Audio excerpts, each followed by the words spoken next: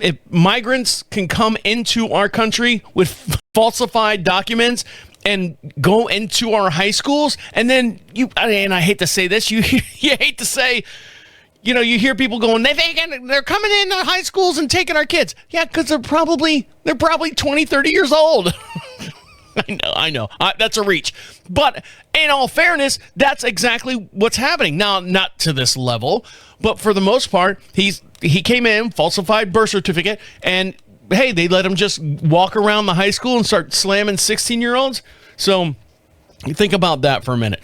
When we come back, are you a burnt toast personality type deal? If you are, I am pretty much. And I'll dive into what that means for you. So stick around. You're listening to Deacon Live right here on Prophet Radio. I'll be right back. Welcome back to Deacon Live. You want something for free? Well, we'll give you something for free, but what you have to do to get it is go over to Prophet Radio, PROPHET radio.com. At the top of the page says free swag. Pick yourself out something. You can see all the different podcasts that come out of this beautiful, beautiful studio. It's just a way of saying thank you for being a part of the show. Pick yourself something out. If you live in the United States, they usually ship it out within about 48 hours. If you live overseas, unfortunately, we can't send it over there. Sorry.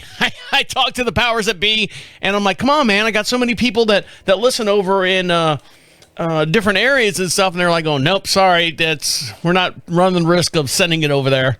It's just not worth our time. So unfortunately, guys that listen to us overseas, you just have to enjoy the media sources and stuff that we have for you right now. Now, with that being said, Americans are so primitive. Europeans react to Americans' awkward fork and knife skills.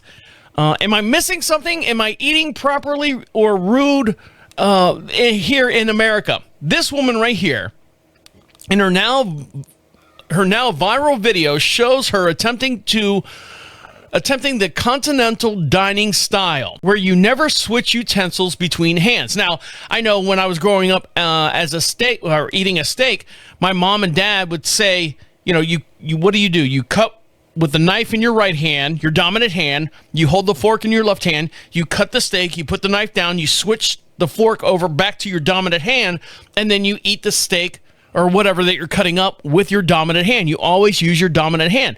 Well, I used to get tired of being slapped on the back of the head by my dad as far as turning your fork over and sticking it in your mouth. I'm like, well, they do it on TV. And he's like, we're not on TV. Bam. That's a baby boomer, right?